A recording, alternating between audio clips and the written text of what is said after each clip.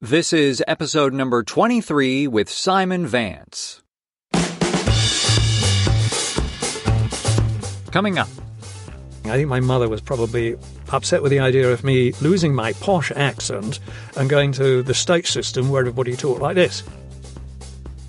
You will still be an actor. You will still do this. This is your dream, even though I'm going to tell you I'm pregnant. And I'm, yeah, what?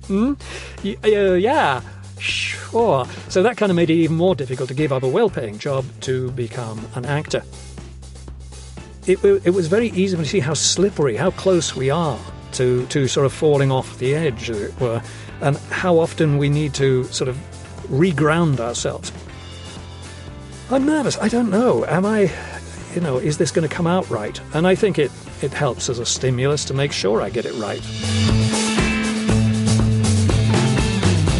If you're looking for what it takes to be an actor long-term over the course of your life, then you've come to the right place and you're going to really enjoy today's episode. Perhaps you thought that acting couldn't really be your job, but you still felt it in your soul it's what you wanted to do. Or maybe you've experienced some huge and life-altering changes and are unsure where it's going to lead. Our guest today went through all of that and has become one of the top performers in his industry, and he continues to push himself. Hey there, my name is Nathan Agan, and this is The Working Actor's Journey, bringing you in-depth conversations with actors that have been working professionally for decades. Hope you're doing well out there. We continue with Season 3, and if you're just joining us, there are over 20 episodes with fantastic actors you'll want to check out. These conversations are meant to inspire and reassure you on your journey that the road may be long and challenging, and that it is ultimately rewarding. Think of these guests like your personal acting mentors. You may not know it yet, but one of them could change your life. We have a new free guide to download. It's called 10 Ways to Stop Worrying and Start Working. Discover the mindset of working actors. Inside this online guide are 10 specific ways you can stop worrying and start working when it comes to being an actor. Hear thoughts, ideas, and advice from those who have been acting 40-plus years, taken from excerpts from past episodes. These guests do not know everything, nor is everything easy for them. They just have been around long enough to have figured out a few things, and they are sharing this with you. Get your copy of the guide now at workingactorsjourney.com/sign up, and there's also a link in the episode description and on the show notes. Today on the show is actor and narrator Simon Vance.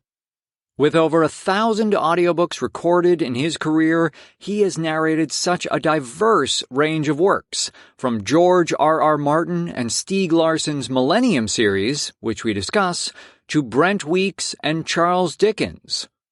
He's also focused on getting back in front of the camera as an actor, which we talk about at length because of how much success he's had in audiobooks, and he still wants to explore new territory. We cover a lot of ground here, particularly all the years leading up to audiobook work, which Simon shares is often skipped over in other interviews. And that's exactly why I do this, to talk about as much of the journey as we can, not just the part people might already know.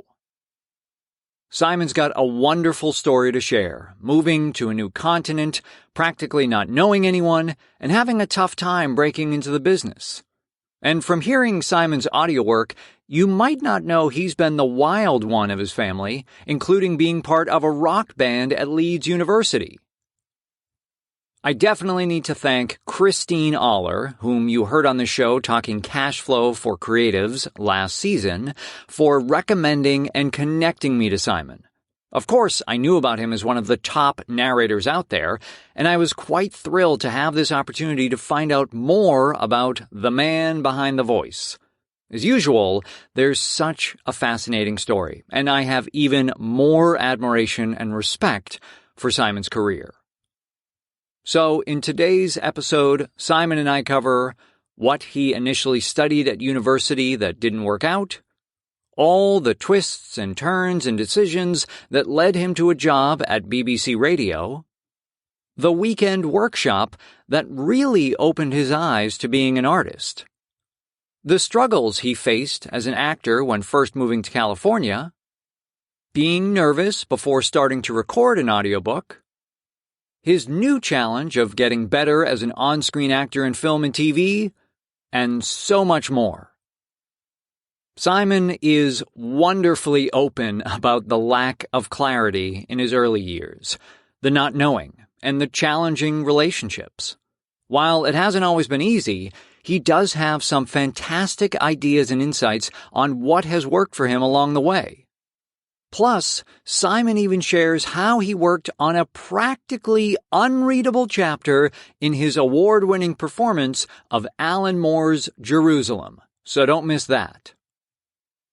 Now, if you're enjoying these episodes, I want to let you know you can also become a premium member of the show, and there are a number of different perks, including bonus episodes, exclusive opportunities, and more. Members can hear additional conversations with past guests Robert Pine, Don Diduick, Richard Reilly, and Tony winner Reed Birney. Head over to workingactorsjourney.com/premium to find out more and become a member. A special shout out to those at the co-star level or higher: Adam, Jeff, Robert, Ken, and Ralph. Thrilled that you all are members. So here's a bit more about Simon's journey. After university and the student TV/radio network, he worked at BBC Radio Brighton, which led to BBC London and Radio 4, the national speech-based network. He found he had a knack for audiobooks by working for the talking book service of the Royal National Institute for the Blind. After moving to the Bay Area, he worked on stage and a bit on camera before finding audiobooks, which eventually really took off. He currently has 16 Audie Awards, including for The Tao of Pooh, Great Expectations, The King's Speech, The Complete Sherlock Holmes, and Alan Moore's Jerusalem. He is also the recipient of 70 Earphone Awards, including for many of the books just mentioned, along with The Wind in the Willows, The Prestige, and Dracula. He was chosen as Booklist magazine's inaugural Voice of Choice. He is an AudioFile magazine Golden Voice, and he is in the Audible Hall of Fame. I am really honored to have someone on the show who is so accomplished in audiobooks, especially when it's a medium I'm working in and developing my own skills and career. Simon, like with our past guest and narrator Ray Porter, may set a high bar, but as they say, it's certainly achievable. So here we go with episode number 23. Please enjoy my chat with Simon Vance.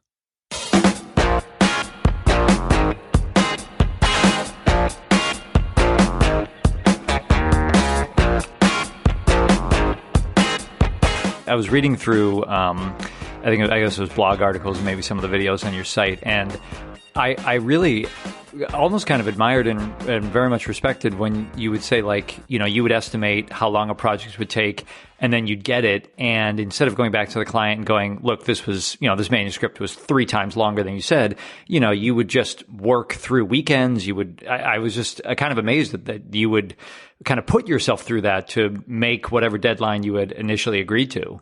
Well, the difficulty is you're working for many different publishers. If it was one publisher, yeah, I'd say, well, you know, this is going to push stuff on a little bit. And actually I have with the book I'm working with now, because the next couple of books are with the same publisher.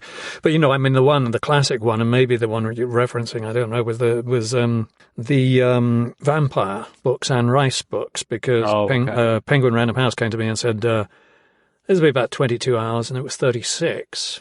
And, of course, the thing is that's going to move everything. Right. But yeah, I've already committed to other books down the road, and I can't move everybody's book. That's true, yeah. It's just chaotic. So somewhere I got to make up the time. I mean, ultimately, I think it was okay. And usually, yes, I do go to another publisher and say, can I move a bit? But, you know, it's just the way the work is. And for the most part, it's not too bad. I mean, that was one glaring mistake on the part of the publisher, trying to figure out how long the book is. But most of them are pretty good. And for the most part, I'm a slightly faster narrator than the average. So when they say it's a 15-hour book, it's often a 14-hour book for me. Okay, got it. I was also curious, and this kind of leads us into your, beginning years, your early years, but do you consider yourself an expat, or are you an American citizen as well? Both, yes. I mean, I'm definitely, I'm an American citizen since 2008. Okay. But yeah, I was thinking about that, apropos nothing really, but some reason it came up in my mind today. Do I consider myself, would my attitude towards America be different if I were just an American citizen, or am I slightly more detached? And I don't just mean politics-wise, but am I slightly more detached because I am British? I don't know. But I didn't come up with any answers. All right. Well, I was, because I imagine, or I assume that you have mostly an American family at this point, with your wife and kids.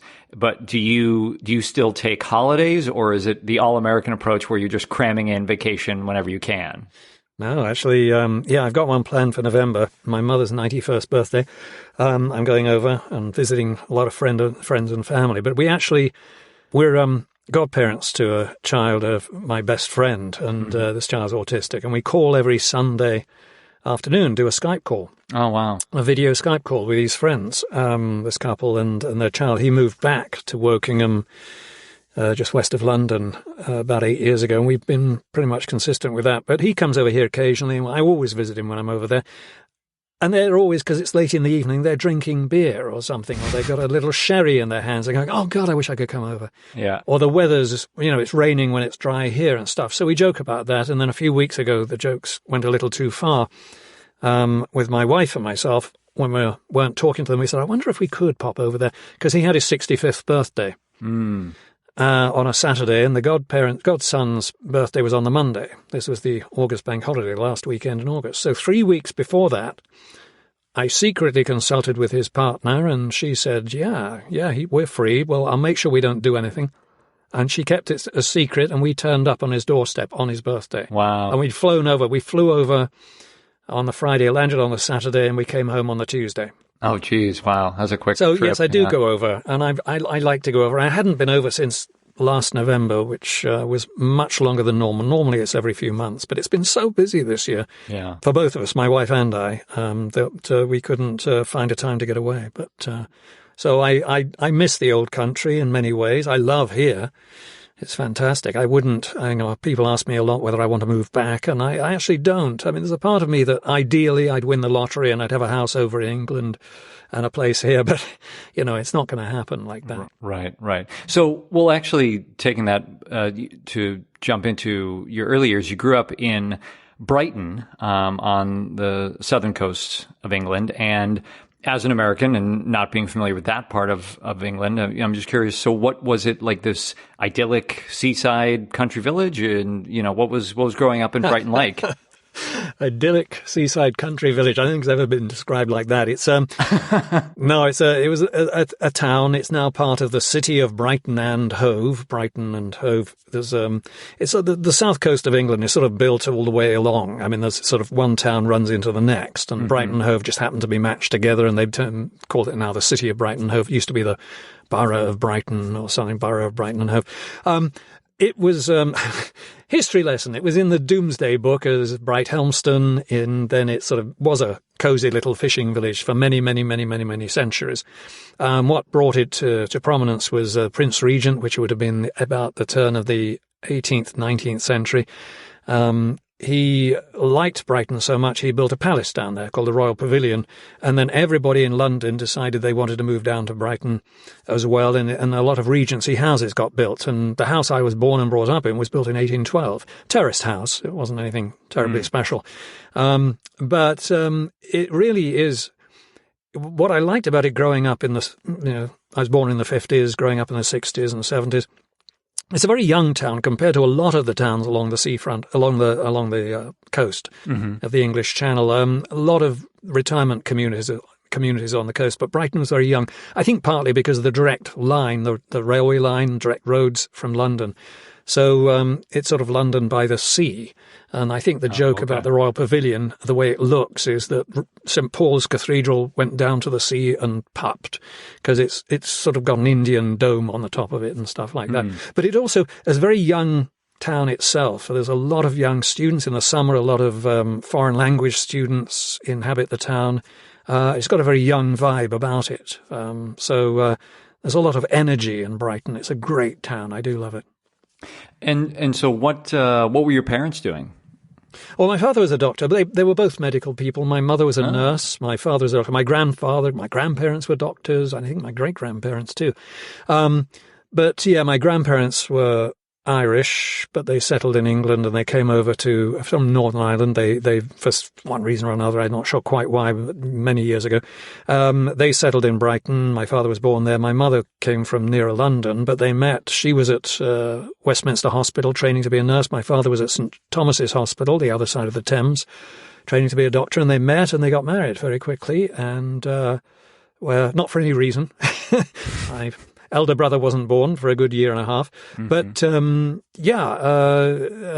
they settled in Brighton. My father took over my grandfather's practice when he died.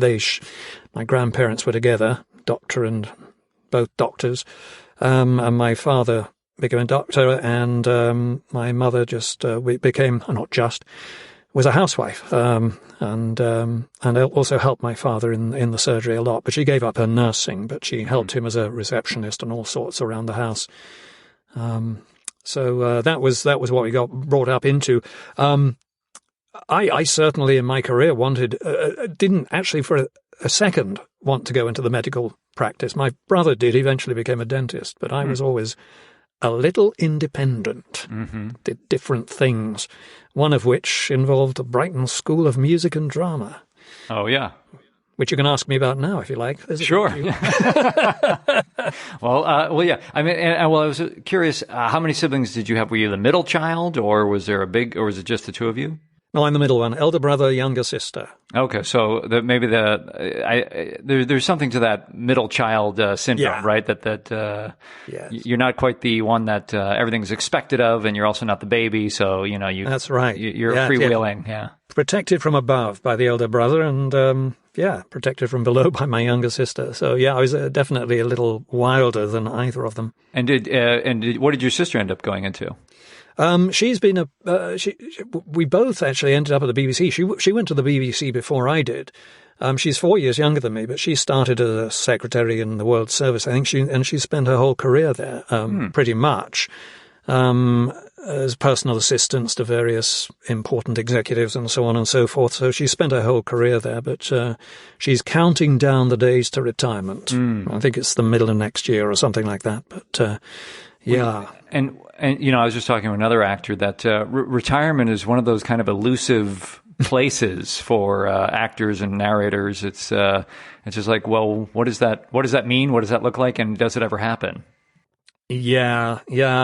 Well, and also part of the issue is most of our lives, performers are lousy with money. And I really only started making enough to sensibly put stuff aside in the last 15 years or so. And so the idea of retirement just doesn't come up. And partly because I don't want to. I have no reason to retire. I enjoy what I do. Right. There's a sort of a fantasy when you meet people who've gone into business and they've been making good money since they began, and they're now retiring and traveling the world. That's an ideal, and it would have been nice to do that. But as I say, I was the wild one and never quite settled down until audiobooks found me, or I found audiobooks. Right. Okay, so how did you end up at the Brighton Music and Drama Academy?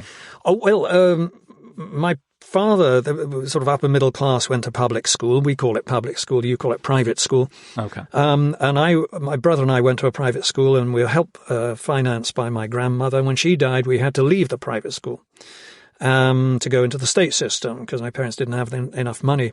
My father was a national health doctor, not a private doctor. He preferred to work he was a big believer in the National Health Service.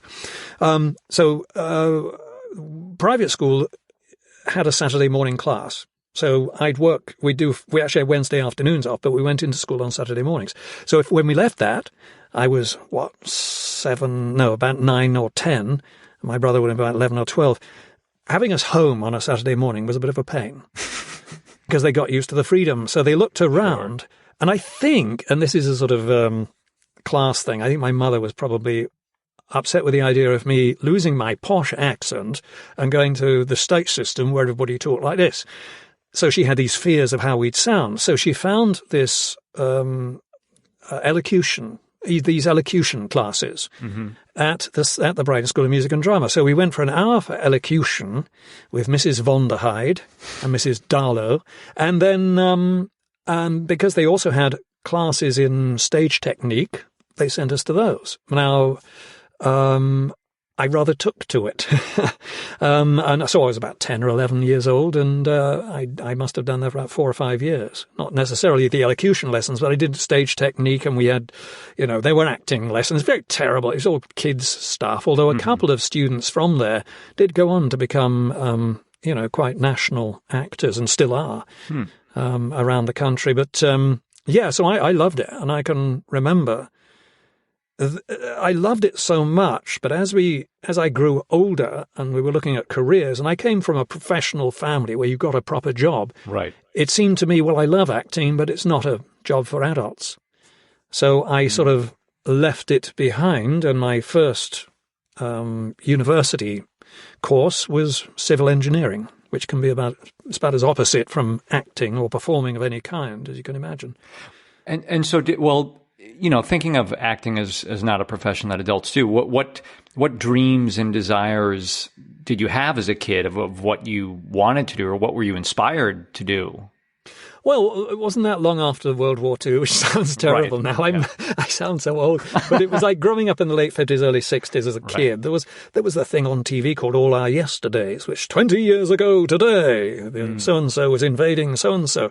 And I loved aircraft. I loved the Spitfire, the Hurricane, the Messerschmitt, the Stuka. I made models of all these aircraft, and I wanted to be a pilot. I wanted to be in the RAF. And I did join the Air Training Corps, which was a sort of cadet RAF, and became a sergeant. But I was only in it for a few years, but I won awards, and, you learn to fire rifles and stuff and actually fly planes. So I got to fly planes when I was about 15, which was great. You're given the stick of a chipmunk, a little propeller-driven plane. So I had a lot of fun doing that. There was a little change around the late 60s. We had an American student came over to our equivalent of high school, and he talked about the Chicago riots that he got caught up in, and how, oh God, we're bombing Vietnam, and you join the forces and that's it. And that did sort of turn me off a little bit. So do I really want to join that? Do I really want to join a force that might end up bombing people? Right. One's youthful logic is always a little sort of easy, as it were, that's absolutely going to happen or something. Right. But So I sort of backed off that, because part of the deal was that you also signed you signed a contract for 18 years or something. You went into the RAF, and you were in the RAF for 18 years because they paid for your education and everything like that. So that was another thing, because back when you're 16, 18 years is forever.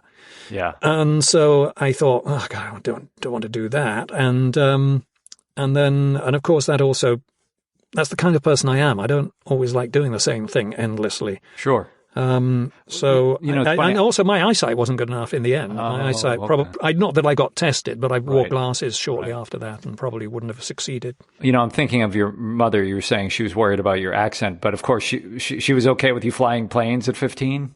Oh yeah. Oh yeah. That was the Air Training Corps. You could trust these people. Okay. So you, at least going into university, had these ideas of, you said civil engineering, and did you know what career you wanted as a result of those courses? Well, in England, you went with it wasn't over here. You don't go in and get credits and then get some sort of a mixed bag of a degree of different things, but you have a sort of a focus thing. There it is, the degree. The degree is civil engineering. Okay. And you had a few things on the side that you did that were courses each year. You could take extra courses, but you didn't have to add up to anything like that. But I did the year of civil engineering. Funnily enough, I also hung out with the Drama Society, which was a little weird because they were a bit of a clique, and they were all, what do you call them, sophomores and stuff. We didn't have those, or I didn't think of them in those terms, but they were, second and third years and stuff. And we only have 3-year courses at university, or used to. I don't know if it's changed now, but it was 3 years was a degree course. So my first year of that was a very full training. It was 9 to 5 every day, lectures 9 to 5, and some heavy work over the weekend. Well, I failed at the end of that year, just because there were. Wow. I think there were, was it 7? No, I think there were 10 exams I took at the end of the year. 5 were for my civil engineering course. 5 were things like, I did a course in philosophy. I did other courses. I can't remember what they are now. But I failed 2 or 3 of the 5 civil engineering exams, which meant I couldn't go back the following year without retaking them. And it was in the process of that summer, when I was restudying, that I realized I don't really want to be an engineer. Why do I want to be an engineer? Crazy idea.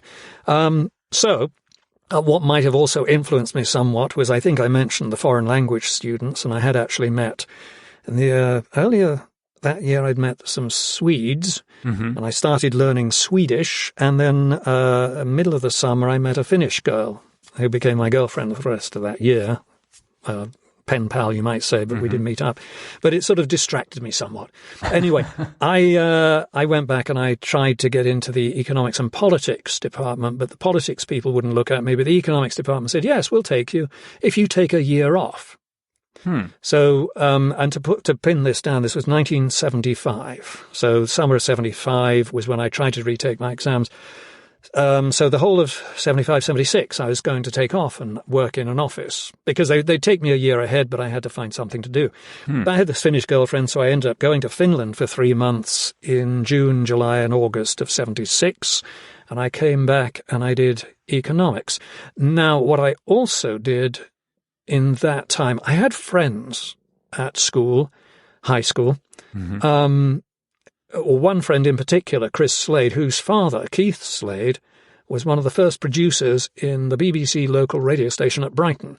The BBC had expanded into local radio. They were just a national radio broadcaster, TV, but they did local radio stations in 1968. And Chris's dad, so I was 12, 13, and Chris was my best friend at school. Chris's dad was was the arts producer. So in the time off, and in these years, there's a couple of years, I'd go visit him a lot.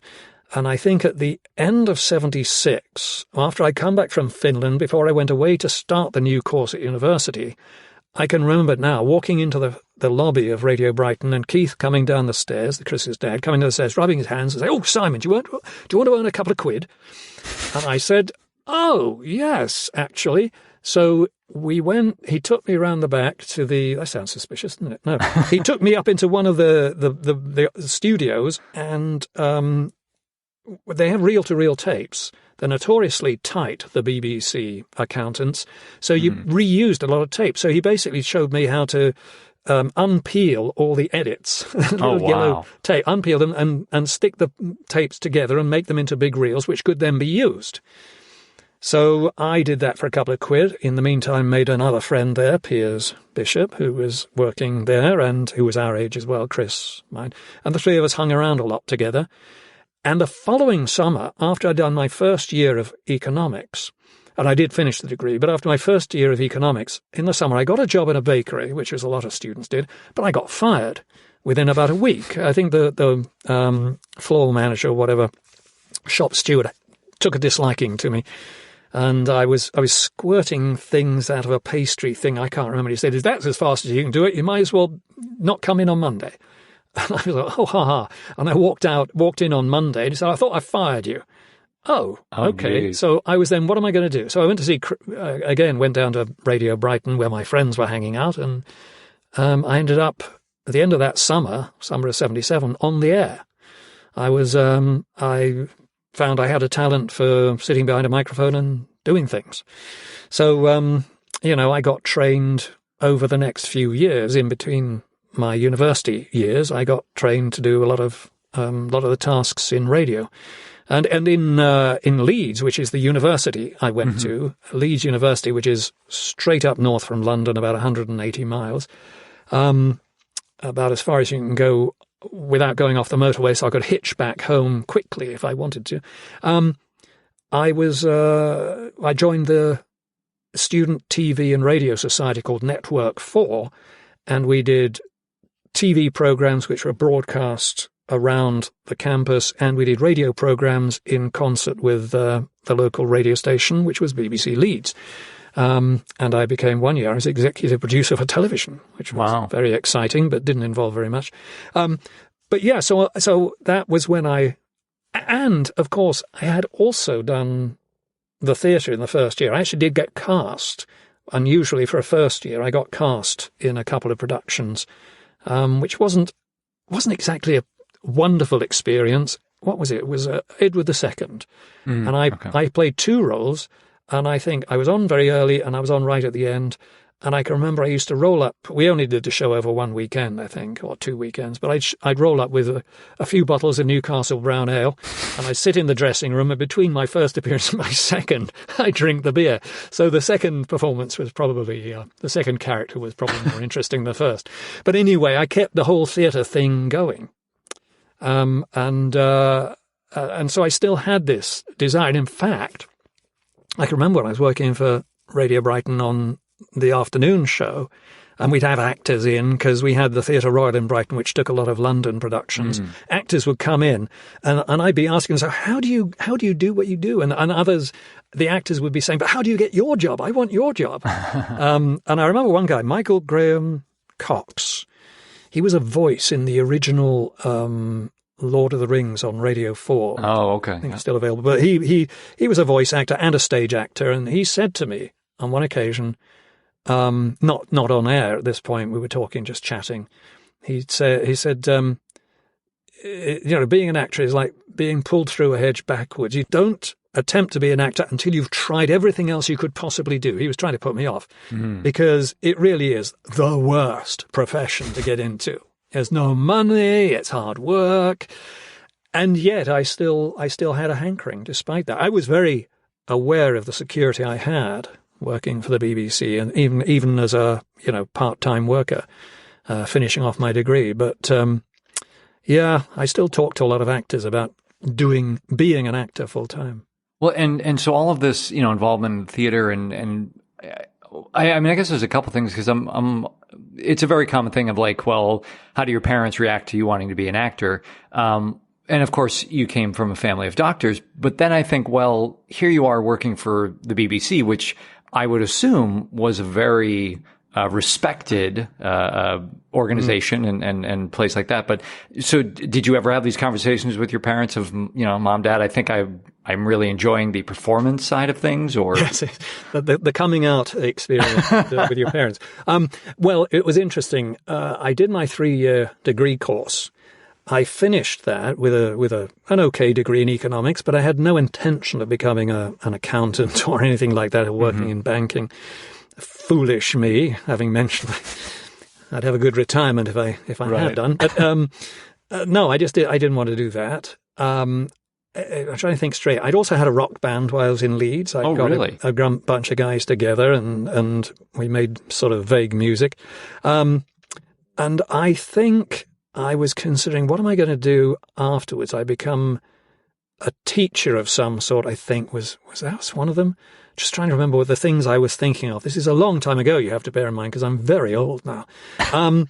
It was, I could do a rock band, or I could go back to Radio Brighton, or I don't know what. So I basically hung around in Leeds, and I met somebody who'd worked on the buses for a year, an old student who'd worked on the bus, and I thought, I'll join the bus company.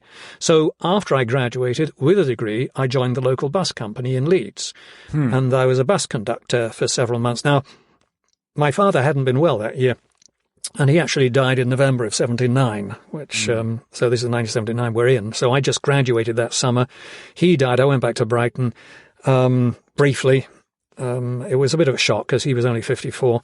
Wow. I came back to Leeds. I drove a bus for about 8 months. They were about to make me a one-man operated bus driver, so I wouldn't have needed a conductor, which pays, I think at the time it could have paid about £7,000 a year. It doesn't sound much now, but it was a lot then. Or I could go back to Brighton and work in local radio as a junior producer and get about £6,000 a year. And I thought, oh my God, what am I going to do? If I stay here and be a bus driver, that sounds like good money. I'll be kind of stuck, maybe. Mm-hmm. I didn't have a high opinion of myself and my ideas of my future. But I ended up going back to Brighton and working part-time in the local radio station in Radio Brighton. And I think after a few months, a job opening came up, a permanent job opening, which I actually didn't apply for. Because I didn't think I had the qualifications. I didn't think I had the experience. And the day after the official application date closed, the program organizer, who's like the administrative head of the whole station and runs things and so on, he passed me on the stairs and said, "Simon, I didn't get an application from you." I said, "Well, I didn't think I was, right for the role, and I mean, I'd love to do it." But he said, "Well, slip me one as soon as you can. I'll pretend I found it at the bottom of the drawer." So he did. There were like 150 people applying for these jobs. They were very much sought after. And I went through the whole interview process, and bingo, I got it. And that was the beginning of my official BBC career. Yeah. It sounds like, at least in the early years, you definitely had some people looking out for you, maybe not even always intentionally, but that, I mean, it's easy to say right place at the right time, but, you said Chris's father and then this second gentleman at the BBC that, I don't know, unlike maybe the pastry guy, the bakery guy, they took a shine to you that, there was something about your, I guess would you say your abilities or your drive that they connected with, or were you just easy to get along with? Well, a number of those things. It's really interesting you bring that up, and I mean, I'm aware of this, but putting it all together, for a long time, for many years, I've been aware of Neil Gaiman's three legs to his stool. That if you're going to succeed in a job, there are three things you need, and you don't actually need all three. You can get by on two of them. One is be pleasant to work with. One is do really good work. One is to be efficient. So you could be really nice, to work, really good to work with and be efficient, but actually not actually that brilliant, and people will still employ you. If you're brilliant and you produce the work on time, you don't even have to be likable. I mean, it's great. If you take those three and juggle them, you'll work it out. But I think that might be part of it, because I have been very fortunate.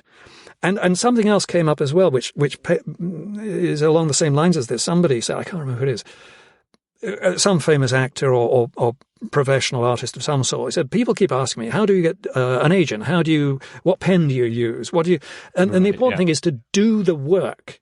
As long as you do the work, it will come to you somehow. I mean, that's easy for me to say, and I understand some people might argue with that and say, I've been working hard at it for years and it hasn't happened to me.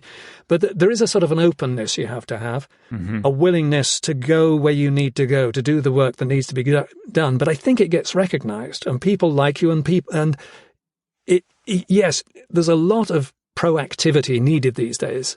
It's the thing I'm finding, I'm sure we'll get to it at some point, the need to be proactive. And my difficulty is, for most of my life, I haven't needed to be proactive. I have been active.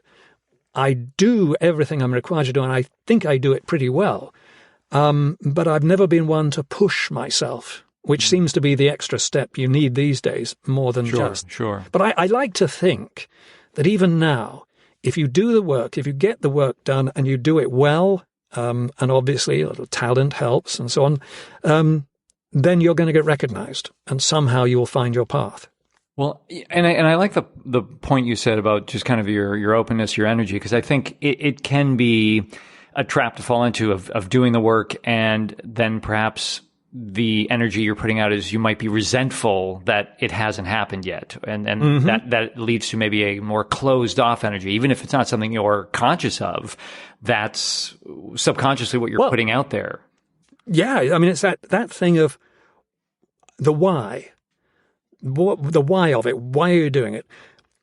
A big trap people fall into is, I'm doing the audition to get the job. I'm doing this to get an audition. I'm doing this to get this. And that sometimes works, but that leads to an awful lot of frustration, especially if you go through, months of not getting any work. And actors do, and they can go years between one series and the next, successful actors. And if you do it just for the job, then you're opening yourself up to that frustration, and I think you're giving off the wrong vibes. I mean, it's the one I used to fall into that. You go into the casting director's office, and I mean, I didn't do didn't do any TV before I came to LA, but I did a lot of theatre over the years, and you go to the casting, presentations or whatever, and you'd be thinking, what are they looking for? What do they want? What do I have to do to please you? And it's a long journey to discover that they don't even know what they want half the time. They know it when they see it, but every time somebody walks in, they want you to be the one. And I listen to, I take classes with, at BGB Studios here in Los Angeles, which is a casting director, Risa Brayman Garcia, and her colleague Steve Braun. And she's always very keen on this. You don't go in there with that in mind. It's all about you. Be yourself. And be open and be receptive. They want to see you. They want to see your humanity, your vulnerability. And I think that covers so much in performance that matters. It's not about the neediness. That's something I think that has to be learned over a period of time. But and I think I have been fortunate in that I happen to have been in the right place at the right time. But why? Why was I in the right place at the right time? And why was I ready in the right place at the right time? Because I've been doing the work.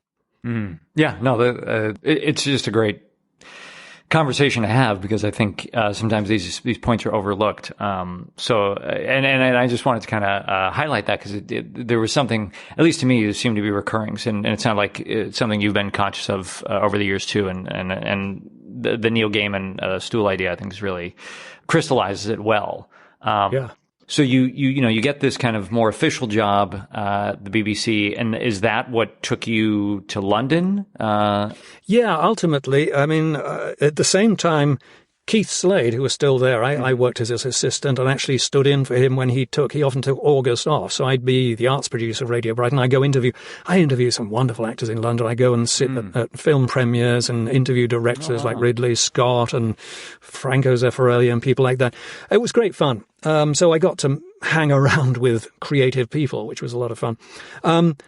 The BBC has a system called attachments. I don't know if they still do, but it means you can, even though you've got this job, you can actually spend 6 months doing that job, which may be completely different. And it sort of helps them out if they've got a shortage in a particular department, and they'll advertise an attachment. Also, if they're looking for a permanent position, they'll probably put an attachment up and try somebody out. So it's something like that. So I did an attachment to BBC Radio 4. Just a quick update. Radio 1, 2, 3 and 4 are the national networks in England, or they were 30 years ago, 50, 40 years ago. 1 is pop music, 2 is light pop music, 3 is classical music. Radio 4 was the speech-based network, which did the news, the plays, all the drama, all the comedy shows. And that was the one I had always listened to. Again, you see, somehow I'd done the work without realizing I'd done the work, because I used to wake up to Radio 4 in the mornings before going to school, because I had a really good news program and I loved current affairs. So wake up in the morning at 7 o'clock, have my breakfast and out the door. So I knew Radio 4, and I loved it. And as it happens, my friend Keith's son, Chris, had actually gone to Radio 4 before me. He did that a couple of years before I did. And I was sort of following him. But he'd moved on by the time I went to Radio 4. He'd gone into TV by that time, I think, or at least moved out to the West Country. But I did Radio 4. I got in there for 3 or 6 months at the beginning of 1983, and I ended up staying there for about 9 years, which was just a glorious experience. And I sort of miss it. That said, along the way, I became aware that this was sort of a bit two-dimensional. There were two things actually happened, and without you asking the question, I'm going to move on to audiobooks. See, I take control. You have to watch that. I may circle back to a couple of things, but okay, go right ahead. Okay. Well, I'll just touch on them because they led on to other things. Sure. But one was that before I moved to Radio 4, Chris was up there in London. I visited him in his flat in London. Had a small basement flat in Knightsbridge, which sounds very fancy, but it was very small. And he had a book on his hall table. a big old thick tome with a lot of little like post-it notes or markers in the pages. And I picked it up and said, "What's all this about?" And he said, I do books for the blind at the Royal National Institute for the Blind's Talking Book Service. I just go in there once a week and I read for a few hours and they record it, and that's what I do. So that happened, and you can ask me about that later and where that led. You might have a clue. The other thing is that, when I was at Brighton, actually it was just before I left Brighton, I did about 3 plays with Keith Slade. He was also directing theatre. And I did 3 amateur plays. There's a big difference in England between amateur shows and professional theatre. When amateur shows, you rehearse for 3 months and you perform for 1 weekend. But it's like community theatre. Oh, okay. So it's very similar to that. But there's no crossover between amateur and professional, or wasn't in the old days. But so I kept up the whole acting thing. So I was doing that. And when I was at Radio 4, there's a place that actors can go and study in London. There are probably a couple of places, but this one was well known, the Actors Centre. As actually the Actors Institute, which also led to something else. But the Actors Centre, and because it's for members of Equity only. Now, because I was a radio person, I could join Equity. And in England, it's just the one union. You don't have the 3 or the 2 that you have here, SAG-AFTRA and Equity. It's just Equity. So I was able to go to these classes.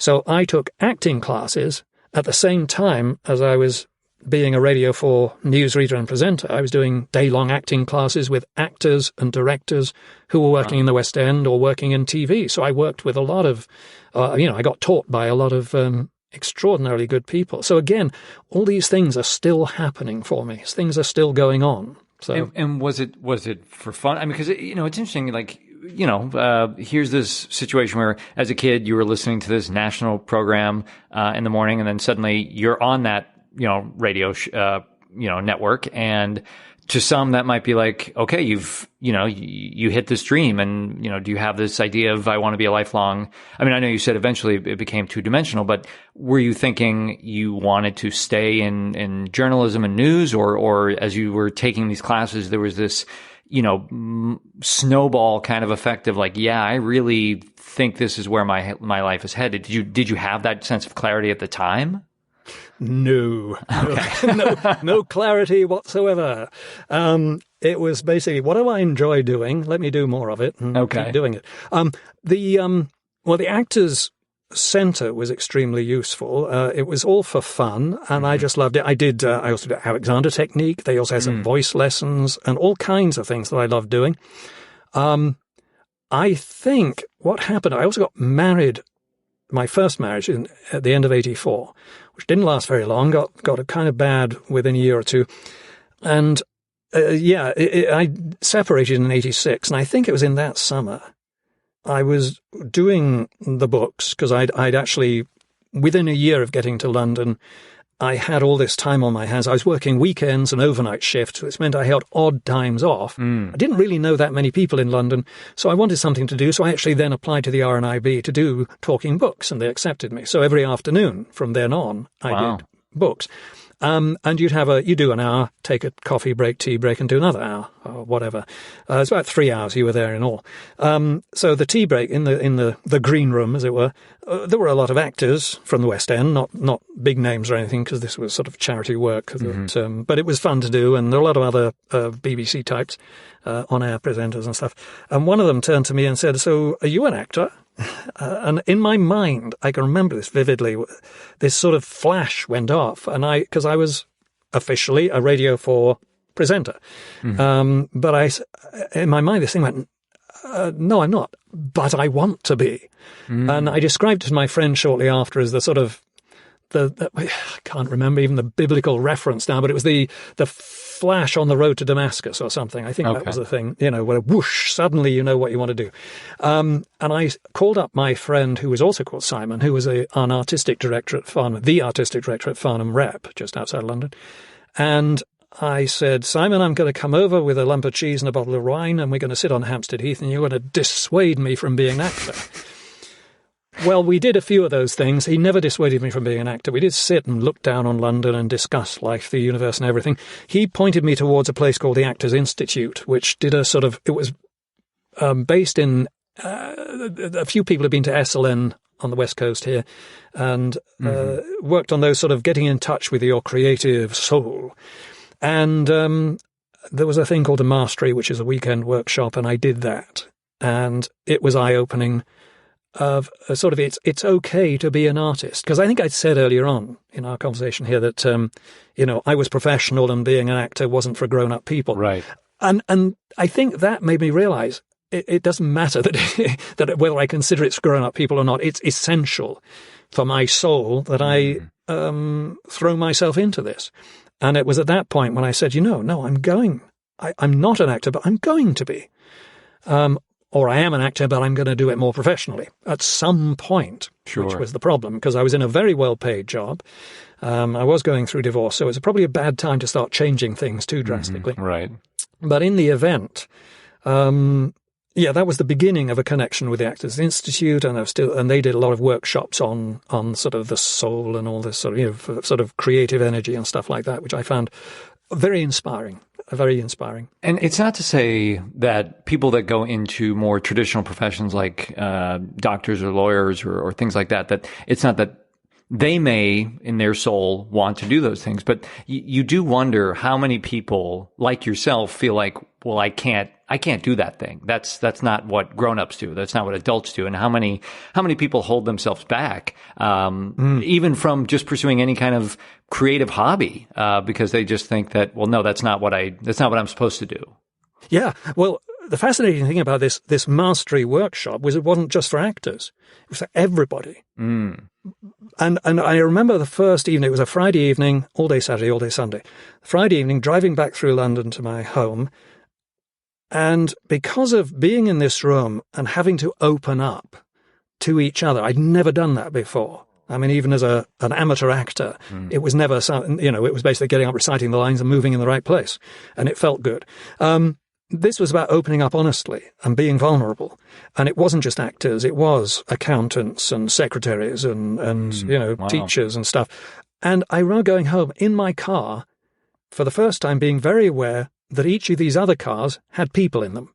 And not just people, I mean, they had energy in them. There was sort of that, I don't want to get too sort of woo-woo, but there was a sort of, there are people surrounding me. Instead of getting in my car and driving home and being, gotta get home, what's on TV tonight? It was like, oh my God, there's a life. There are lives out there. People are living lives. These are real people, and they all have feelings. And it was, not directly connected with acting as much as just awaking that part of the personality of the person, and I think it was great that it wasn't just actors. It was for everybody who was, too shy in the job place and stuff like that. It was sort of a chance to open up. Did you ever have a conversation with your parents? And I know your dad died young, or your siblings of, did they ever pursue creativity in their own way?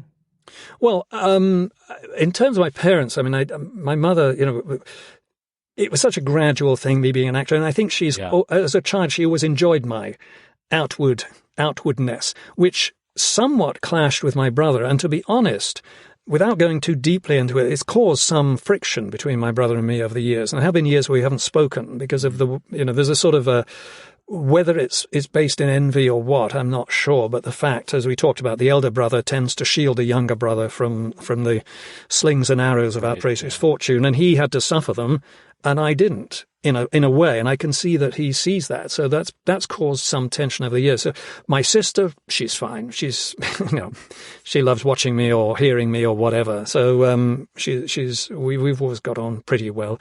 But yes, it has caused some friction. But as a child, I was always the one to sort of jump off waterfalls, go canoeing, go rappelling, climb cliffs and stuff. And my brother never, I don't know that he didn't want to, but he never did. Yeah. I was a Boy Scout. I flew planes. I did this, I did that. And in a sense, I took a lot of risks. It's what I tend to do. I sort of jump in, or more often back into things and suddenly go, oh my God, what am I doing here? I better do something. And that, and instead of protecting myself, and staying in my little black box, which is what I'm in right now talking to you in. So there's a part of me that likes being a little black box, but there's also a part of me that wants to get out and fly. Right. And I think that puts me in difficult positions, and it can be painful, and it's huge ups and downs. But is it, Khalil Gibran in The Prophet, talks about the dips and the up bits and the down bits, and you've got to have a deep down to be able to fill it with joy. And I think that's sort of what I've experienced over the years. And it can get pretty dark, and I've gone through depression, and maybe, Professor, we'll get to that in a minute. Are you my therapist? I forget which. I don't know, one or the other. Anyway, but we'll get there. I know the lines also often get blurred when we talk about careers. Yes. Well, I was very curious. Doing all of the readings for the books for the blind. Did you feel like? Did you have I'm sure obviously your technique has grown over the years, but at that time, did you feel like you knew what you were doing, or looking back, were you just reading versus narrating? Could you tell the difference then? That's a good question. I mean, that's because it's one I try to answer myself. Just quickly to the present day, I don't tend to coach a lot because I don't know exactly, or I'm learning. I don't know exactly what it is I do. Oh, okay. Why am I getting it right in terms of audiobooks? Sure. And we can touch back on this later on, because it really comes into play when I'm talking about doing theatre or TV and film, or sort of intimate acting, where I'm trying really hard to get it right.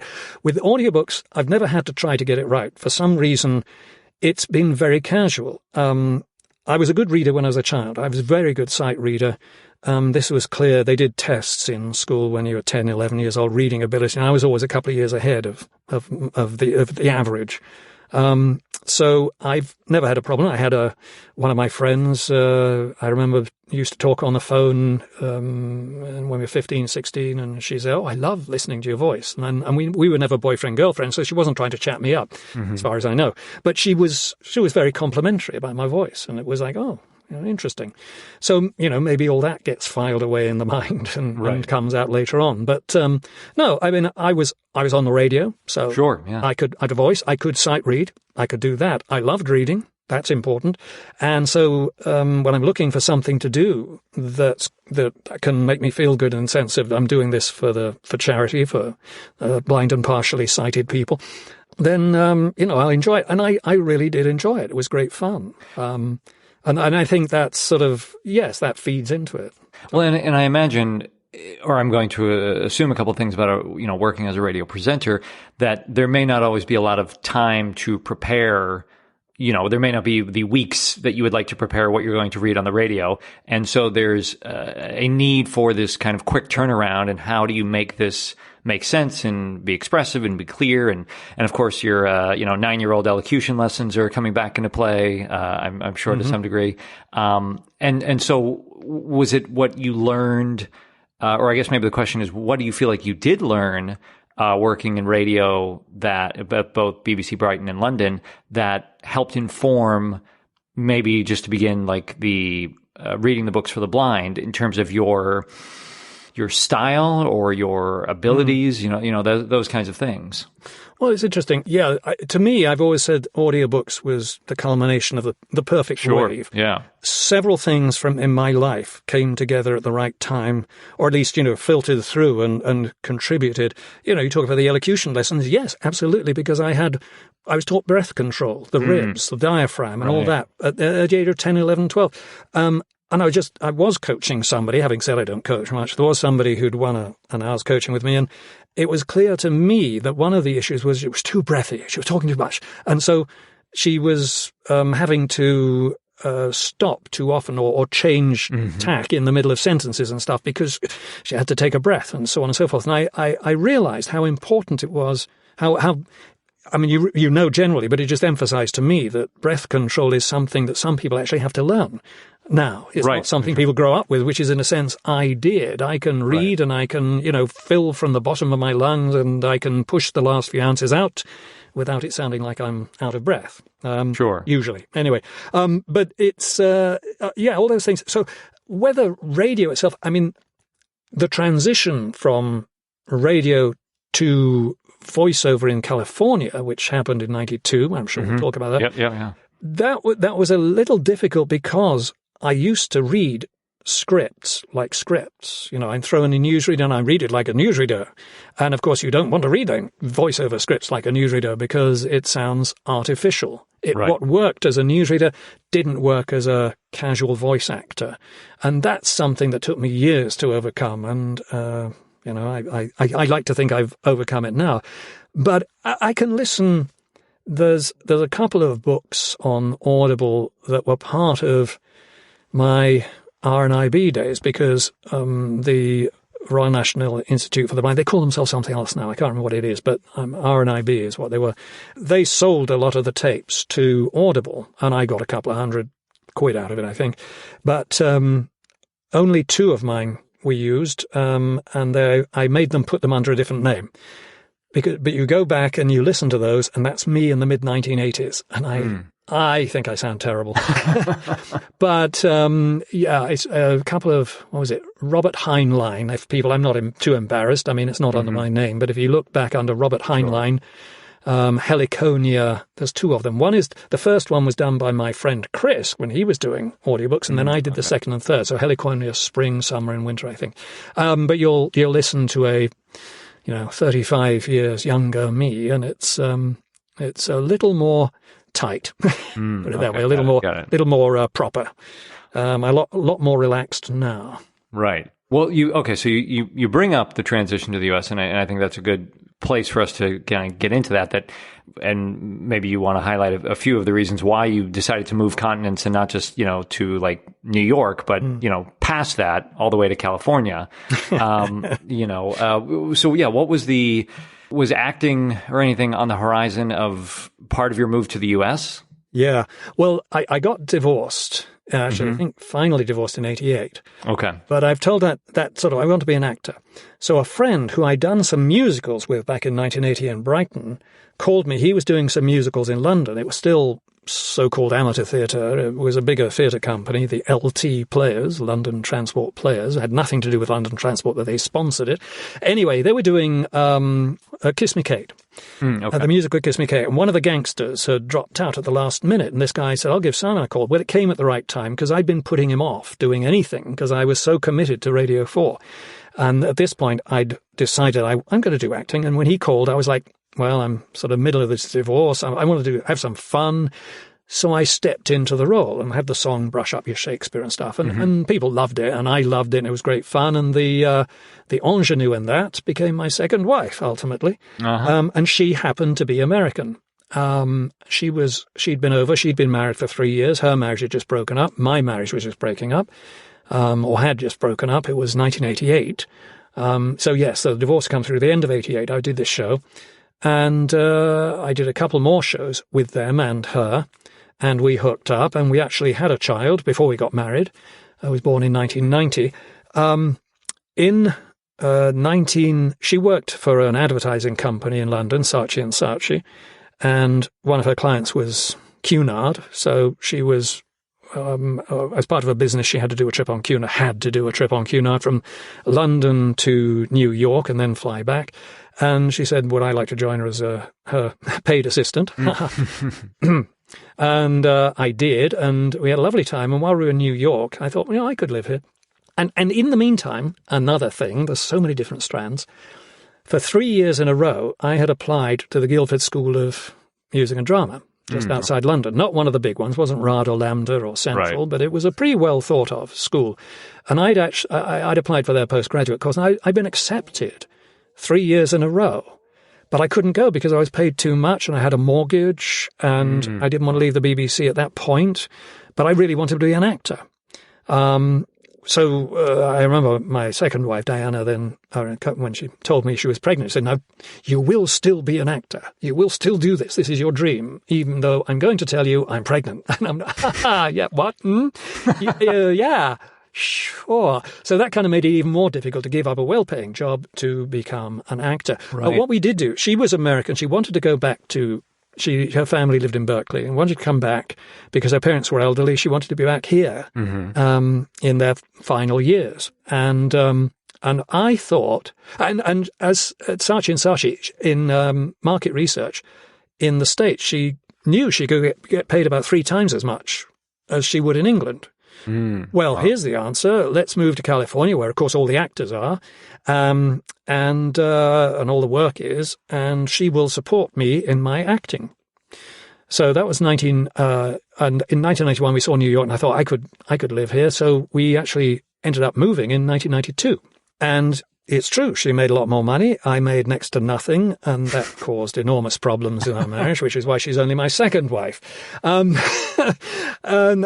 it was a difficult, the power structure in a relationship is often a difficult thing, and it kind of went a little bit skewy, and I probably misbehaved, and so many other things happened, which we won't get into here. But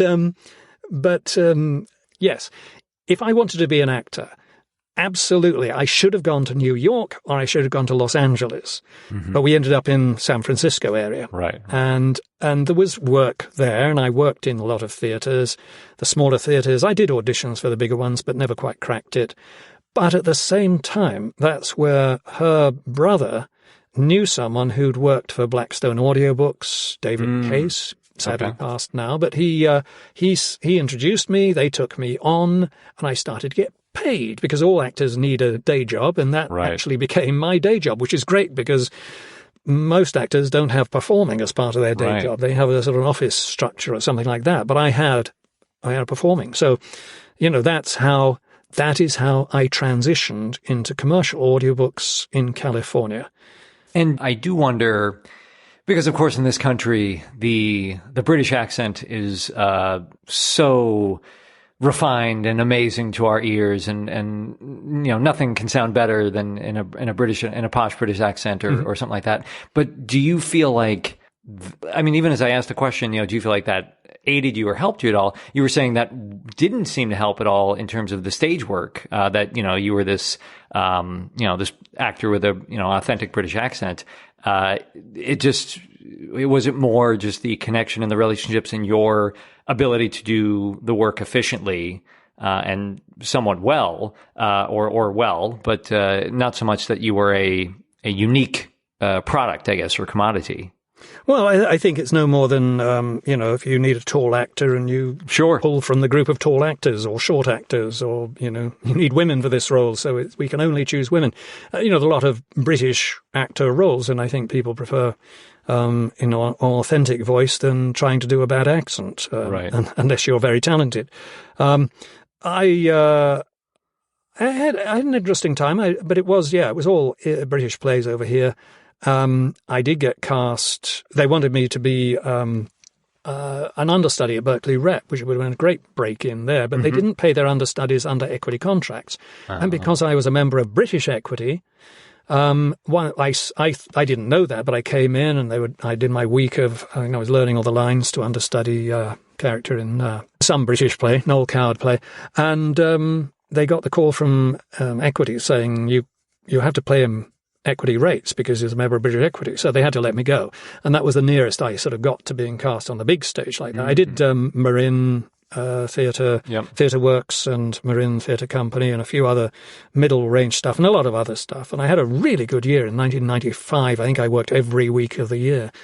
It was great fun. So theatre was going really well, but at that time the marriage broke up, so that threw me again for a bit of a spin. And at the same time, which was 96, 97, the audiobook business was in a bit of a dip, so things were hard for a while. And I actually did consider, that was a little later because I'd already met Cynthia then, but I divorced and things were in a bit of a dive, and I applied to a big workshop for air crew, just as a steward.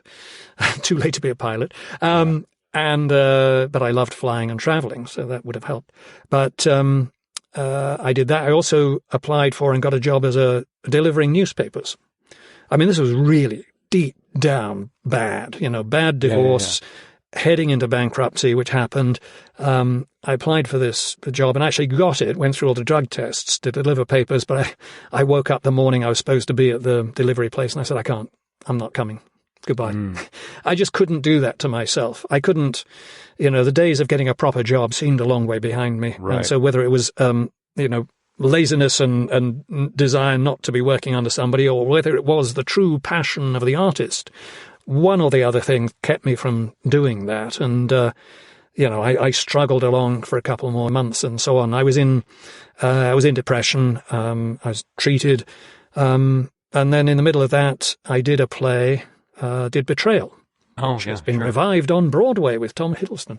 I did Betrayal. And, it happened to be with another English guy I knew, who is the parent of the godchild I visit in England, and Cynthia, who became my third wife, and we've been married now for 18 years in October. So that one worked. I'm not a complete failure on that front. There were moments when you wonder. But the three of us did the play. We had such a fantastic time. We then remounted it ourselves in San Francisco, and we did a lot of theatre together. And as I say, we got married in 2001. Wow. Well, what I really appreciate hearing, I won't characterize it as like, oh, it's great to hear about all these things not working out, but that you were, and you weren't old, you were maybe around 40, I'm guessing. But what I think is, I will say maybe refreshing or important to hear is that it wasn't just this constant upward trajectory of your life and career, that there were a lot of valleys, and that, still, trying to figure out what is this, what's the direction I'm going in, what is going to become of this, where is this going? Am I ever going to make any money doing this? What am I doing? I think it's helpful for people to hear that, like, those questions aren't specific to your 20s or your 30s, and that it can come up at any time. No, it would have been nice to have been an overnight sensation in my 20s, and had a sort of a regular path. But even then, I'm sure there's ups and downs. But no, it was moving countries was way more drastic than I expected it to be. Because we are that, we're two nations divided by a common language, and we speak different. It may be a common language, but we actually do a lot of different things with it, and the way our families work together, the way our communities work together, the kind of support networks we have. And I came over to the States only knowing my wife and her family, so I had no support network. And there's many differences, and I've not necessarily explored all of them, but that make it difficult when you're having difficulty in another country, that make it hard to sort of draw yourself out of it. I mean, ultimately, it sounds terrible, but, sitting at home watching daytime TV and ended up seeing a Tony Robbins promotional thing and getting his a pile of tapes, and then listening to those and working through those and going, oh, okay. That pulled me out. In the end, I was on, as I say, Prozac for about 18 months, but I took myself off Prozac, which is very dangerous. Don't try that at home. So they say. Anyway, doctors don't like you to do that kind of thing. But I pulled myself off it because my life was better. And I did it gently, and I did it under some form of guidance with therapists and so forth. But it was very easy to see how slippery, how close we are to sort of falling off the edge, as it were, and how often we need to sort of reground ourselves. And for me, and it may have been, it was partly out of the Tony Robbins stuff, but it was a sort of sense that there are things you need to do, like getting up and putting one leg into your trousers and then the other leg. You can't put both in at once. The things you need to do the right way. Right. And that still informs what I do now. Having a system to work, the way I work my books, the way I live certain parts of my life, which are a lot. You may think it clashes with the idea of me saying I'm sort of wild and free and I do experimental stuff, but I still get out. I like to run 3 times a week. Monday, Wednesday, Friday, I go out to run. I've got a lot of birds feeders outside because I love watching the birds. I find that very mentally satisfying, and those need filling. And we've been in this new house for 2.5 years, and we've put a lot of plants in and roses, and I water those. I'd say religiously, but I'm not religious, but I do it, in a regular way, and things like that, things that need to be done. Those things really help ground you when everything else around you seems so crazy. And these days, of course, because politics as well, but there are things you need to sort of look at closer to home and go, okay. And especially if you are doing a lot of performing, because that can turn your mind. And when you come back and go, I've still got to water the roses, that can give you a kind of stability that allows you to go off and do weird and wonderful stuff. Yeah, I was thinking the other day because I was doing this, I'm working on this staged reading of King Lear, and, I'm enjoying working on it and all that kind of stuff. And I had this thought, and I was like, well, I'm going to do that, and I'm going to come home to the dog, who will have had no idea that I did King Lear. It won't even matter to him, and he'll just want to go outside or play or something like that. That it's just these things that are totally unrelated that have nothing to do with your artistic pursuits, or, and as much as as easy as it can be to get caught up in those things, and I won't say like be self-important to what you're doing, but, you can just get wrapped up in what you want to do and what, how you want it to be. And then exactly, you come back to the birds or the roses or the dog, and it's just like, oh, right. This, Yeah. And I think it's good to hold on to those things, even when things are going absolutely brilliantly, because then you come back to the desert of unemployment or something like that, and the dog still needs feeding and stuff like that. Yeah. I mean, I get things. There are times I find myself spinning off into areas. I did Rod Stewart's autobiography several years ago, and he ended up calling me and saying how much he liked it, and we've been in touch since. Oh, and, wow. Within. I haven't seen him in a few years. I'm going to see him in a couple of weeks at the Hollywood Bowl. But he, took my wife and I out for a meal on my wife's 50th birthday. Oh, wow. It's like things like that. And yet then you have to come home and walk in the roses and you go, oh, but I want to hang with Rod. Right. Yeah, exactly. I must be good. I must be something special about me because I'm hanging with Rod. Right. But, right. There's not really. Yeah. Well, it sounded like from 2000, and I know there's a lot we could dive into in terms of like, how the audiobook career started to build. But, I guess one thing, and it sounds like it was around the production of Betrayal and maybe the early 2000s, was what do you feel like was the key turning point in your career? Was it the mindset shift to like all the Tony Robbins work and everything else you were doing personally, or just your work ethic at that point? What do you feel that allowed things to kind of click into place? Well, again, I think all the building blocks were there. Yeah. All the foundations were laid, and basically it was pretty much nothing to do with me in the sense that, I just did the work. And you just had to stay out of the way. I stayed out of the way. And of course, Steve Jobs invented the iPod, and suddenly MP3s became easier to handle than discs, CDs and tapes. Right. And the industry started to go. And I'm sort of, it's like catching the wave as a surfer. I was already there waiting for the wave to come. Got it. Okay. Not even knowing it was coming. And it came. So, the first year I actually made a full year's income was, I think, 2005. It was about that time when I said, I've got to back off doing any theatre because I didn't do a lot, but it didn't pay very well and it required such a time thing. And it was just, and also I'd been asked to go to New York a couple of times or Seattle to record books, and I couldn't do that if I was, committed to plays. So I need to keep my time free. So that was the point when I went, I'll, and I've had to remind myself every so often, and it's actually, easier here because I'm now doing a lot of sort of training for theatre and stuff, or TV and film down here now. But in the Bay Area, up in San Francisco, when I quit doing theatre, I wasn't doing anything. And while I loved doing audiobooks and it was giving me a good income, it was filling my time. It was a little bit like how I felt in radio. It's a bit two-dimensional. Mm-hmm. I want more. I always want more.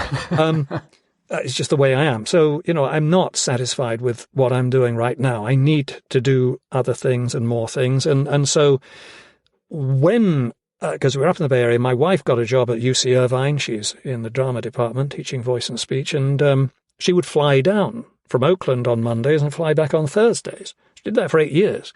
But then my youngest son was old enough to go to college, and he was taking care of himself. So that's when we decided that I would come down. So eventually my wife and I might get to live together 7 nights a week, and I would also be able to leap into the TV and film industry down here as an addition to doing my audiobooks, which is sort of where you find me now. Right, sure. Making various adjustments because my initial enthusiasm was tempered somewhat by finding out how much I suck in front of the camera.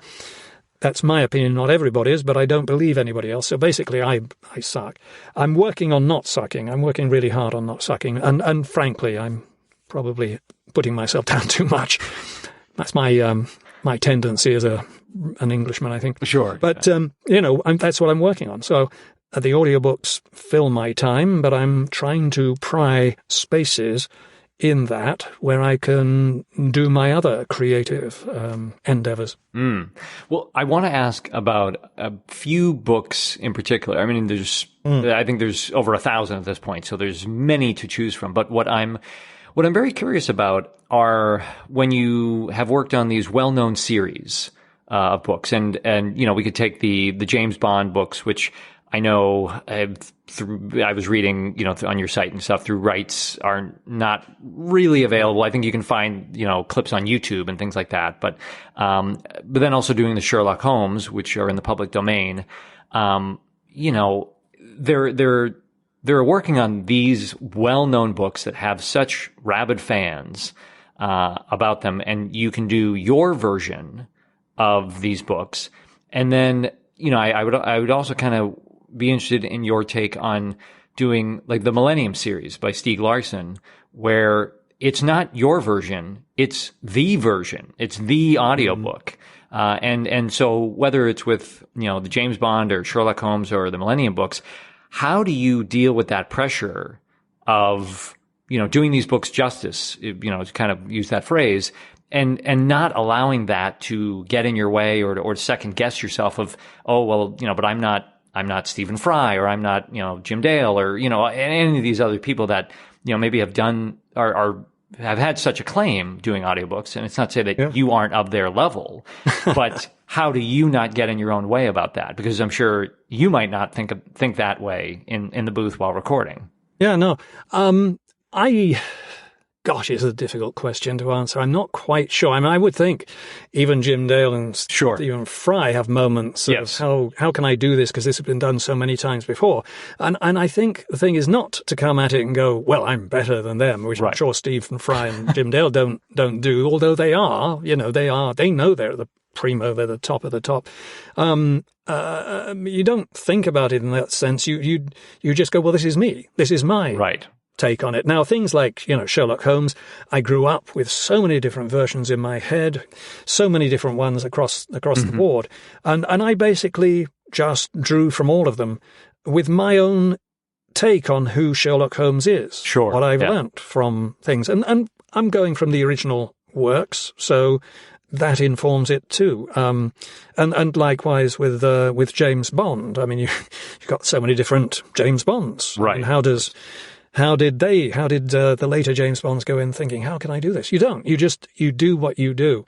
With Millennium, that was you never know what books are going to go where. And I got Millennium, the first book, and that was great. The second book, I knew it was important. By the time the third book came out, and we're talking, 8-9 years ago or something, I am nervous. Not because there's, how am I going to do me again?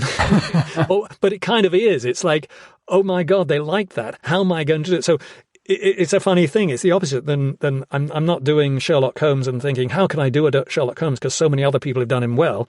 It's how can I do this character because I've already done it well. And I've still got to do it well again. It's sort of maintaining the standards. So I think it was partly, it didn't really come into me like that. It was more that, there's so many more people are going to be listening. So there's a certain responsibility, and you kind of just have to go, okay, it's just me. It's always only ever been me sitting in my cubicle recording the books. I can remember when I was at the BBC, I did an attachment from Radio 4 to BBC television continuity. Oh. So for 6 months, I was a voice on the BBC One and BBC Two television channels saying, that was the news and now this. And I did the one night when Dallas came back, the new season after JR had been shot. Yes. And I knew, 20 million, in England, 20 million people or something would be watching. So there was a sort of trepidation, but basically you just got to go, this is BBC One, and now Dallas, or something, or whatever. I don't know how I didn't do it like that. Right, yes. But it's, that's sort of, you can't take yourself out of it. You've really got to immerse yourself in it. And, that's one of the reasons I think my personality quirk, why I've been so much better at audiobooks than I am on stage or in film or something, because I feel no pressure doing audiobooks beyond that, what I mentioned, as, this is a popular series, I better get it right. For the most part, I know what I'm doing. And I'm not doing it to please anyone. I'm doing it to communicate the story. That's all it is for me. And that's what I'm trying to translate into when I'm auditioning on TV and film. I'm just telling the story. I'm getting there. But it's easier for me to do it telling the story. I'm not out to score points and become, I'm auditioning for this book and I've got to get this book. I need it to make money. I'm just doing the book because this is my job. And I heard somebody else talking about that. It was I think it was a podcast that Risa Brayman Garcia did. And she was talking about an actor she cast in something last year, the fourth season of The Affair. And she said, all these mature actors coming in, they're all sort of 60 or 70 playing somebody's father. And she said, she asked the guy who got it, what do you do when you go in and self-tape? And he said, well, I'm just doing the work. That's all it is. I know it's only a self-tape, but I'm just doing the work. And that's the thing, that's what is the mindset, I think, with any of these performance things. Again, we talked about not trying to please people, not trying to please the casting director, not trying to please your mother, not trying to please whoever pays the bills. You're just being as honest and as vulnerable and human as you can be. I brought it all the way back to that again, isn't it? So thinking about some of the other books that you've worked on, you actually sent over a couple samples because I was curious about what books have been challenging to you. And, there are many different levels books can be challenging, whether it's in terms of content or, characters or accents. But you actually sent over, and we can pick just one or if we want to talk about both, but you sent over a couple, I would say, of extremely challenging texts right off the bat. And actually one of them, Jerusalem, I mean, that has an interesting backstory in terms of all the research you did, like what you did to get into the mindset of that book. So I don't know if you want to talk about the prep for, just doing the book first or working on, part of the text. I don't know what would make it easier for you. Let me sort of take the expansive view of, when you say the sort of books I like and stuff like that. I mean, I do enjoy challenging books. I mean, now there's challenging and challenging. There are books that are badly written and they're like trying to walk through mud. And I hate that. But, and to be honest, there's a lot more of those getting through now than used to be because every single book is being made into audio and there aren't always gatekeepers. And, a lot of books are self-published and so on and so forth. Right. And those get made into audiobooks too a lot of the time. That's not a lot of fun, but there are some books, and you mentioned these ones, Jerusalem. The other one that I'd sent you was called The Wake. Yes. Paul Kingsnorth. Yes. And I one of these, we won't do both of them, but that's a fascinating book as well. But let me go to Jerusalem first, because that's Alan Moore, who is the master of the graphic novel, or as he calls it, the comic. He loves the comics. So he was in the 80s sort of reinvented comics pretty much with Swamp Thing, and he wrote V for Vendetta, Watchmen, and stuff like that. A lot of these things made into movies, which he totally disapproves of. He's a wonderful eccentric, and he's written a couple of books, one small one, and then a few years ago he wrote this thing called Jerusalem, which is it was about 800, 900 pages or 1,000. And it's huge, and I got asked to do it. And I was a little bit sort of gobsmacked by this. That's an English expression. Mm-hmm. And I didn't know quite, this is exciting. I didn't think for a moment I couldn't do it, but I hadn't seen it by that time. Right. And I called, I actually wondered, who can I talk to about this? Because it's sort of a secret thing. But I know Neil Gaiman, and I know he knew Alan Moore, and I just sent him off. I said, hey, guess what? They've asked me to do Alan Moore's book. And he was like so excited, and he said, do you want me to introduce you? I was like, yeah. I said, and he said, you should go over and meet him and spend some time with him, because he always writes about, at that point I didn't know what the book was about or anything. He always writes about Northampton, where he's lived all his life. He's very much a homebody and never moved anywhere, doesn't like travelling. And I thought, well, that'll be great, but I have no time in the world. I can't go. A couple of weeks later, I was in New York for, I think, the Audio Publishers Conference, and there was a big poster, because the Book Expo was up at the same time, big poster of the huge face of this intimidating wizard called Alan Moore. And I thought, oh my God, this is an important book. I really, really should do the work. And I looked at the calendar, and I saw I had 4 or 5 days available to me just before starting to do the book. So I actually had Neil get in touch with Alan, who then arranged that I could meet him. It was very complicated. But anyway, I flew out from San Francisco on the Monday, landed on the Tuesday, visited my younger son in Norfolk on the Tuesday night. Wednesday, I drove to Northampton and spent several hours with Alan, as he wandered around Northampton, showing me all the places that were mentioned in the book. Wow. And telling me a lot of stories. We sat and had a coffee and stuff. And then I flew back home on a Thursday, and I sat in the studio and started recording chapter 1 on a Friday. Wow. Because I only had a few weeks to get it done in. It's a 60-hour book, so I actually did it over a period of June. Was it 2016, I think? I did it in that month. So I did pretty much a chapter a day, because all the chapters are about 2 to 3 hours. There was one chapter I asked him about, and it's called Round the Bend. This book does a sort of story behind it in places, but many of the chapters are written in the style of a certain writer, like Samuel Beckett or others.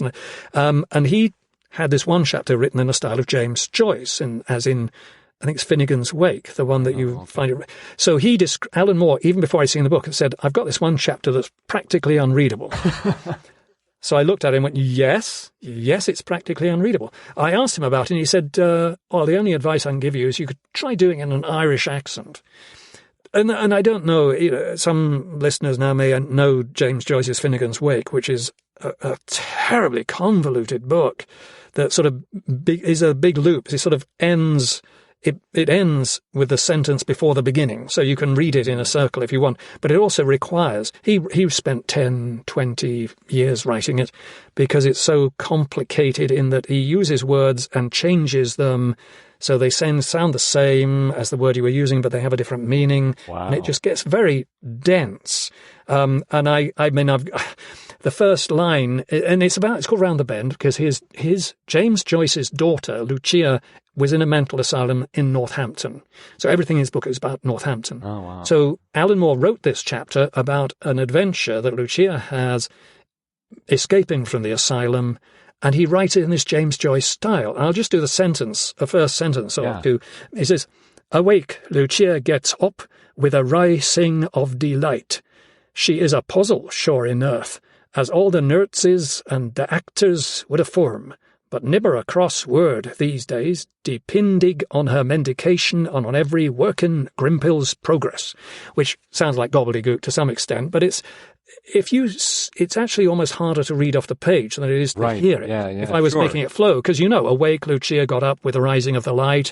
She's a puzzle, sure enough, as all the nurses and doctors would affirm, but never a crossword these days, depending on her medication and on every... I haven't quite worked out working Grimple's progress, but Pilgrim's Progress is in there too, because it gets a lot of historical references in there too. But it's 3 hours of that. Wow. And that was the one time I had the director call in on Skype and listen to me, and he listened to the first hour and said, "Oh, you're fine," and left me to it. And I wanted him to sort of, I mean, it was okay. By that time I was more confident, but at the beginning I thought, I don't know if I'm going to be able to read this so that it makes sense. Right. Yeah. Because there's not only the accent and applying that to the words, but then also making sure that you're understanding the sentence and the meaning of it. It's I mean, it's like translating a foreign language to some degree even good translations can miss subtleties of things. So it's like, how are you? I think I said in email when you sent this to me, like I opened up these files and I immediately want to cry. I was just like, oh my God, if I have to narrate this, I don't know what I'd do. And similar, like with the Wake, you said. I mean, the Wake, I don't even know. Well, the fascinating thing about Paul Kingsnorth is he created this language. The Wake is set shortly after the Norman invasion of Britain. In about the invasion was 1066, so this is set sort of a year or two later. This fellow, he's a landowner, a villager in Kent. And he's dealing with the changes, sort of the old religions, the new religions, the invaders, and all this stuff going on. And the book is in a sort of train of thought. It's just every thought without like punctuation. Jack Kerouac kind of stuff. Without punctuation. Right. Sometimes the lines are separated, sometimes they're not. But he's also invented the language using some of Chaucer and some original words. Now, this one was... I mean, I can't even describe it. You have to see the page. Right. when you are presented with a paragraph which doesn't have any punctuation, and it's a conversation with people, and you have no sense. There's one here that begins, I is a Sockman of Holland, a part of the Shire of Lincoln. And it's spelt, the Shire is spelt S-C-I-R, of Lincoln, which is the county, but it's L-I-N-C-Y-L-E-N-E, Lincoln, where the ground was black and good and deep, and that's D-E-O-P. Wow. But, so I did it in Old English accent, our ham was an island in the fans, on all sides the wild, on all sides the dabchick, the water wolf, the lish, and the dirk waters, our folk knowin this place, like we know in our wifeman and our children. We know in fishing and fowling, the gathering of the leech. It might be lesh or something. I can't remember what I did there, but, basically you make sense from it for the listener, and it's actually easier for the listener than somebody reading the pages. Right. Anyway, we've gone straight off into this hole, but to sum up, I love that kind of difficulty, that kind of challenge. I wouldn't want that all the time. I'm doing a book now, just to jump sideways, called Case White, which is about the German invasion of Poland at the beginning of the Second World War. And it's actually wonderful, but it's terribly dense. Terribly dense. And it just lists constant, battalions and so on and so forth. There was something I was reading this morning in the studio, and it was just so dense. And I thought, are people actually going to listen to this? Because it's so full of facts, and I've had to spend time with a Pole, got a lot of Polish pronunciations, a lot of German, a lot of Russian. But, like with everything, and once I complained to a publisher because the book I was doing I wasn't enjoying, I thought it was really badly written, and the person I spoke to said, yeah, but it's got an audience. And that's something to bear in mind. Yeah. However bad you may think it is, or difficult, there is an audience out there, and you owe them you want them to trust you, that you're going to do a good job for what they particularly want to hear. Well, and I mean, I know you said that you tend to narrate a little bit quicker, but I'm curious, with a book like Jerusalem, and not the entire thing, but maybe even the Round the Bend chapter, or even other chapters, do you have a lot of time to prep, or is it because of maybe your radio days or other training?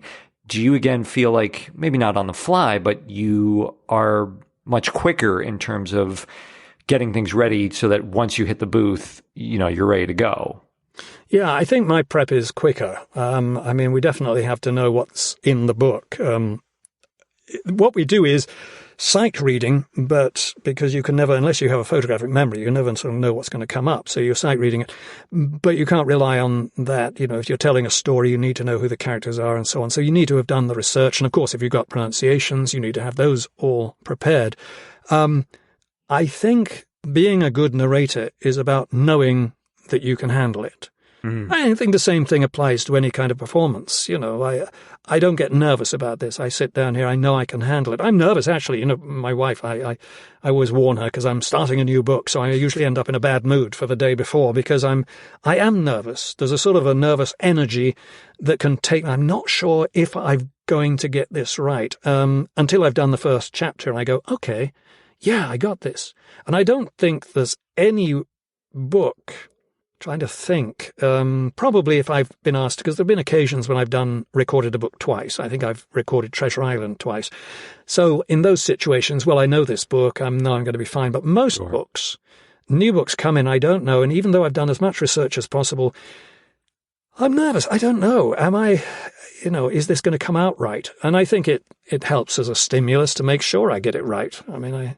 I think it's like actors who they've played King Lear 100 times. Right. I think they're still nervous the night they go on is what's going to happen tonight. And again, so fascinating. And so I will use the word encouraging, because, if people feel insecure at any level of their career, that's normal. And, and here we're talking and, I can read your accolades and go, okay, well, Simon is part of the Audible Hall of Fame, and he's an audiophile golden voice narrator, and he's done over 1,000 books and he has many more people besides me to, sing his praises and how amazing he is in all of his narration work. And yet you're telling me that, before you start a new book, you're going through that that's your part of your process of, am I going to be able to pull this off? That it's, I think a lot of people have said, you can't get too sucked into what the awards mean. No. That, if the bad example of like, if they're up on the mantle, just kind of staring at you every day as you walk past, it's like, that's not going to help. I've got mine out. No, I brought them out to do a photo shoot a while back, but and I've left them in a corner, but they're very pretty.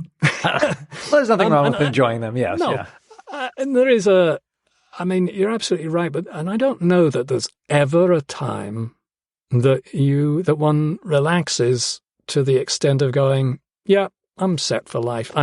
Sure. People go, oh, you're going to be in work forever. But I got to tell you, there are times I'm not in work. I've had a good year. I've had my best year probably since March, for several years. Prior to this year, well, I had many good years up to about 2011, 2013, and we don't need to go into the details, but Audible were bought by Amazon, who released a boatload of books to the market to be recorded, and everybody came in, and it kind of messed up the market. People who shouldn't have been narrating did, and all the good narration kind of got lost in this mass of mediocre narration. Now, things have settled out in the last few years. Some wonderful narrators have come out of that, which of course scares the crap out of me because they're all young and vibrant, and I'm sort of winding down at the twilight of my career. But there's I don't take it for granted. I had a terrible November, December, January. Now I went away for several weeks in the middle of that and stuff, Christmas and so on. So there's a natural swing in the publishing cycle, but it's been solid since March, and I'm booked for a few weeks ahead now, and it's great. And I would love, and I know people say to me, oh, you are booked up. I'm sure you'll be fine. Everybody knows you and stuff. But I think, I hear people say, well, we don't call Simon because I think he's busy. Yeah, sure. Try me. I know, was it John Cleese talking about, the career, the paths of a career? I'm sure other people have said it too, but, you get your job because you are who you are, and then somewhere along the way, people want a John Cleese type. Right. And they eventually, John Cleese himself ends up being out of work. And I sort of fear, I think there are better narrators or really good narrators coming up that are getting the good books that a few years ago I would have got, probably because there were fewer narrators back in the day. But also, I may be not right in the same way as I was before. There are that many more narrators, many more people to choose from. Therefore, they can be more specific about getting the exact right voice for the book. Right. And so there is a sense of, I may not be guaranteed work forever, but we'll see. Right. And in fact, part of me in my mind is thinking, well, that won't be a bad thing because I'll be able to devote more time to trying to get the TV and film work right now. Well, exactly, yeah. Be able to take time off and go and audition and study and do the rest of the things that I should be doing as well if I really want to succeed there. We've talked a little bit about the TV and film, and I know you said, you're taking classes and you're always kind of on the lookout for, the new challenge or something else. Even though audiobooks are challenging, that's just getting out of your booth, doing something else. And have your connections in the audiobook world helped at all with TV and film, or do you feel like you're, quote unquote, starting at the bottom or starting from scratch? Yeah, I don't know. I don't think it's directly helped. I think it could. I know when I first met Risa doing a workshop with her up in San Francisco, she came in one day and introduced the group. She came in the next day and said, I was talking to my husband. He's an audiobook fan. He says you're the king of audiobooks. Now, when an internationally famous casting director says you're the king of audiobooks, you've got to think, well, I guess it helps a little bit. Right. It hasn't actually helped me get any jobs. Sure. But, and there's no way it can, but it might, and probably has and will do, open doors for me. Right. It's not something, in fact, people tell me I should use it more, or I should find a way to, incorporate it in, my elevator pitch or something like that in some way, shape or form. And I haven't really got a handle on that yet. But and I think it's so fast. I mean, you brought up the proactivity, topic earlier on. That I think it's really interesting to talk to you at this point in your life because you're not someone that is planning to just do the same thing he has been doing and has had a lot of success in, that you're now trying something else and you're on that learning curve that I think a lot of new actors are on, of like, okay, now that the industry is totally different and it's opened up so that there's almost no barrier to entry in terms of doing your own project or getting noticed. Things that might have worked 30 or 40 years ago, they don't work the same way. And so now you're kind of in that cohort. You're in that group of, okay, you want to start or resume, I guess we'd say, your on-camera work because, you had done some up in the Bay Area. And so just, the challenges that you're finding of, okay, how do you navigate this almost new world? Because obviously, like, there's so many ways you can specialize as an actor, and doing on-camera stuff is very different in terms of the business of it, from audiobooks. So it's, are there specific challenges you're finding that we haven't addressed yet in terms of the on-camera stuff, or do you feel like you have a good handle of like what you do need to do to be proactive? Yeah, I think I've got a good handle on what I do need to do. I'm just not doing it. It's funny. I am not. Well, it's also, I'm sorry to cut you off, but it's also a tough thing because I think, you're also in the situation where you have audiobook work. And so it's kind of like the person who has a day job where it's like, okay, how do they know when to make that leap? Now, obviously, if you have no books coming in, that's a great time for you to do all of the acting stuff, the on-camera stuff. But yeah, it's that dance of like, okay, when do I make that jump? And when do I devote all the time to doing the things that I know I need to do? Well, it's an excellent problem to have, and there's probably hundreds of thousands of actors out there who wish they could be in my position.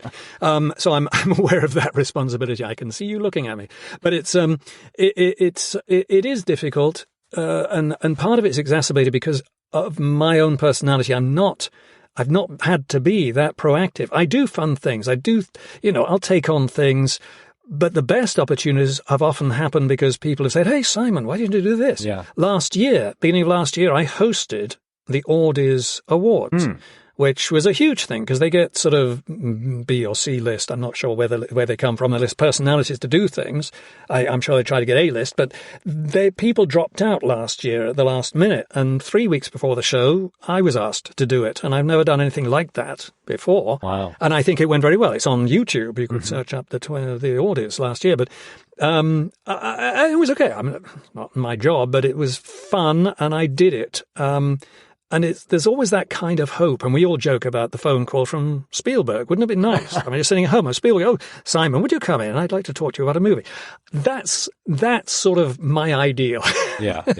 Which is, unless Spielberg, Stephen, if you're listening, if it happened like that, would be great. But I'm very aware that even with my audiobook career behind me, I've got to get up and I've got to get out and I've got to do other work. I've got to make my own self-tapes. I've got to, make a reel, because all the stuff that I've got is so ancient. So I've got to somehow, either get out there and go to the, casting directors, drop headshots off and just start networking a little bit more and get out and a bit more, get myself in front of people, or all those things, where in the old days, and everybody knows this has gone past, people used to rely on, if I can persuade an agent to take me, then basically I'm sitting there waiting for my agent to call, with the call from Spielberg. But, it's not happening like that. Yeah. An agent isn't essential. What does tend to be more important is producing material, getting a YouTube videos out there, writing your own stuff. I mean, that's huge. And I have to say, maybe I'm plugging PGB Studios too much, but RISA talks about getting all their students, really talented actors, to write because they're really good writers, and to direct their own stuff, really good directors, covering all the bases instead of the whole, 40s and 50s Hollywood where you're an actor, you sign on the dotted line and you got work for a year.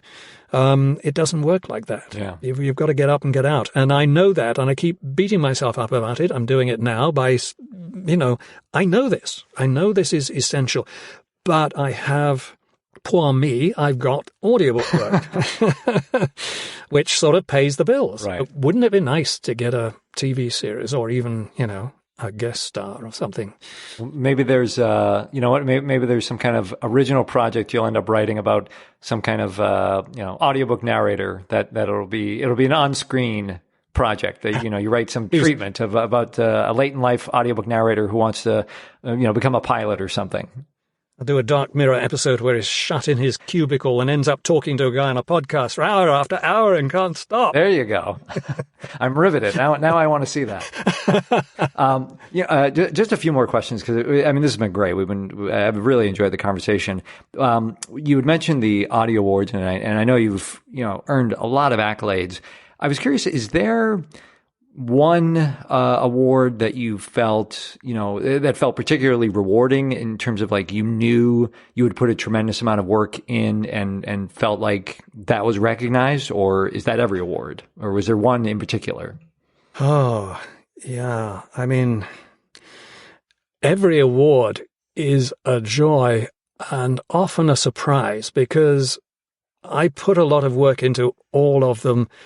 I don't think I think if I'm going to pick one out, it would be the Jerusalem Audio Award for Best Solo Male Narration of that year. And I think partly because I put the work in. So many of them mean stuff to me. So many books that I've done that have gained me friendships, and books that haven't won awards that I absolutely adore, or adored the process and the friendships it gained me. Because I keep in touch with with authors down the line, and of course Rod Stewart's autobiography. Mention that again, because that gave me a connection.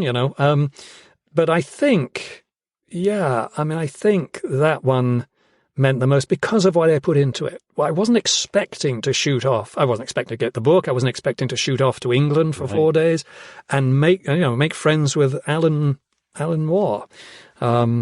It's that one. I think that's the big one for me. Yeah. But, I've got a lot. In terms of I've always had a soft spot for Audiophile magazine, and they made me a golden voice. And this last year, they presented us all a sort of celebration of golden voices through the ages with a little sort of gold award. Mm-hmm. Previously, there wasn't really an award, but they gave us.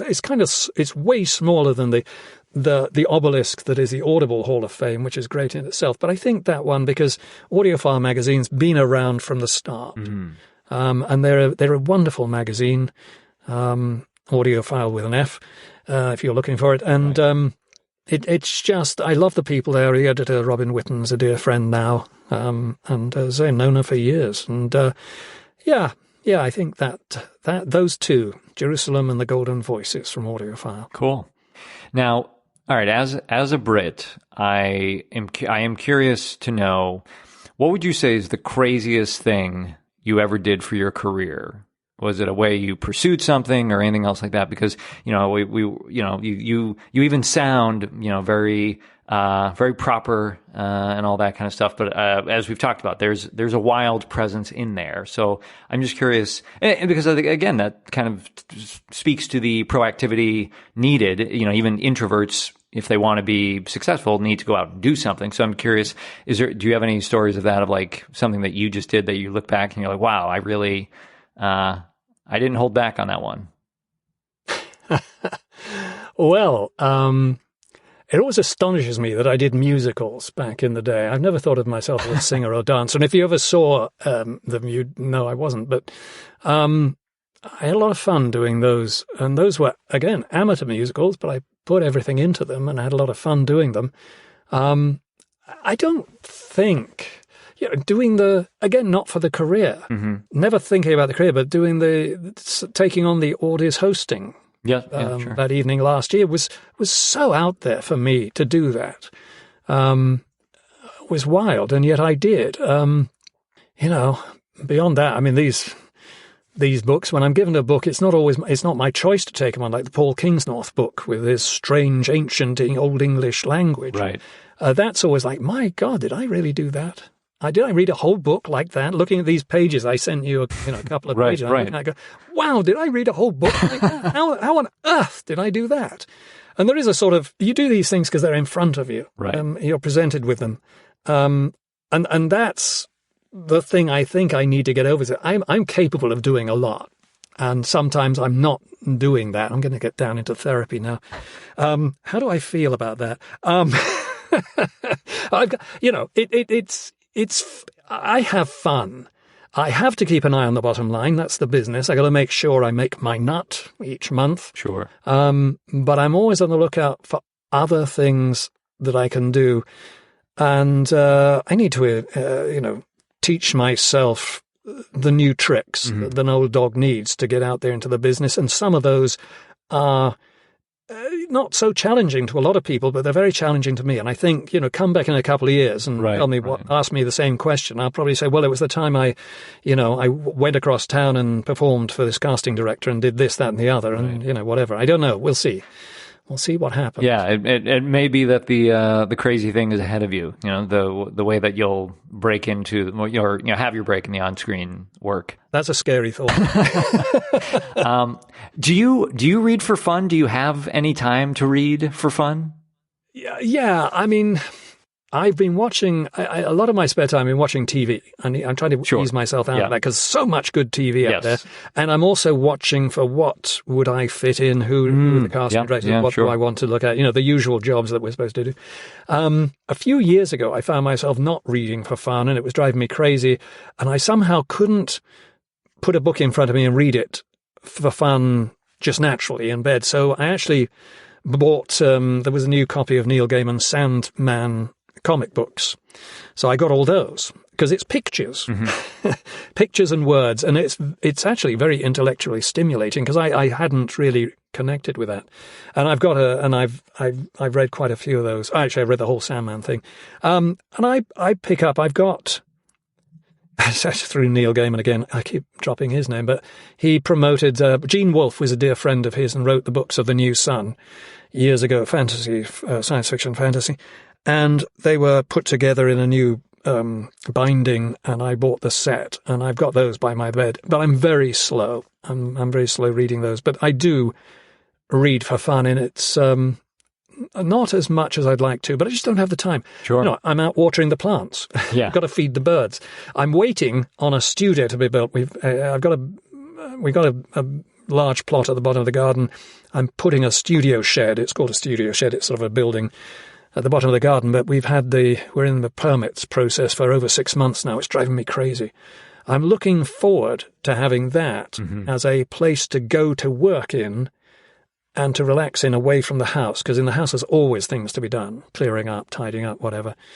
And I'd like to be able to find some space to do those other things and read more books perhaps down there. The studio's going to be down there as well, so I'll be doing that, but a little more space to myself would be nice. Yeah. All right, cool. Are there one or two books that you feel like have really impacted you personally and have been instrumental in your journey? Gosh. I mean, I have a very, I don't know if it's ADD. I've never been, nobody's ever said I am, and I don't think I am. I mean, there's a sense of that because I like doing different things all the time. But things sort of come in and they go out. I read a book and I love the book and I move on to the next book. If anything stayed with me, it stayed with me because of connections through the book, like friendships I've made. I used to say, people say, what's your favorite book? The Prestige by Christopher Priest. And I still love the book. They made a movie of it and sort of messed up the story. But I love the relationship I got with Christopher Priest from that book. And a few other books are like that. And of course, Jerusalem sits front and center of all those.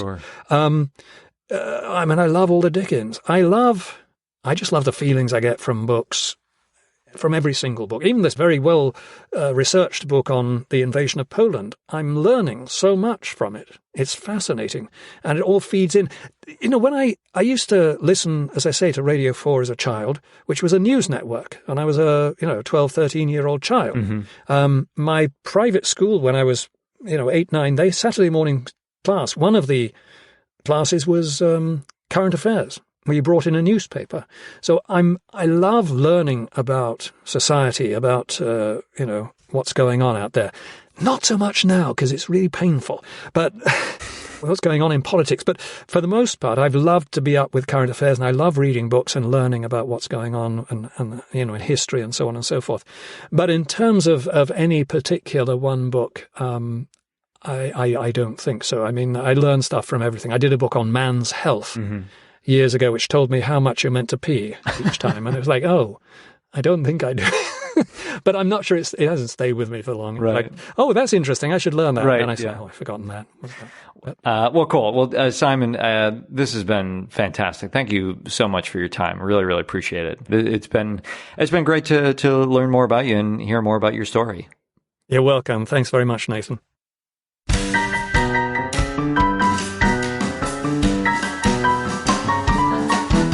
Hey guys, Nathan here one more time. If you enjoyed this episode, please remember to subscribe so you don't miss anything ahead. Be sure to visit workingactorsjourney.com for additional info and links for items mentioned in today's episode, as well as all the episodes. You can follow the show on Facebook, Twitter, Instagram, and YouTube. All the links are on our site and in the episode notes. Become a premium member and enjoy additional benefits and perks of the show starting at just $2 per month. Head over to workingactorsjourney.com/premium to join the Working Actors community. Thanks again to today's guest and to everyone that makes these episodes possible. And a special thanks to you for listening. I'm Nathan Agan, and enjoy the journey.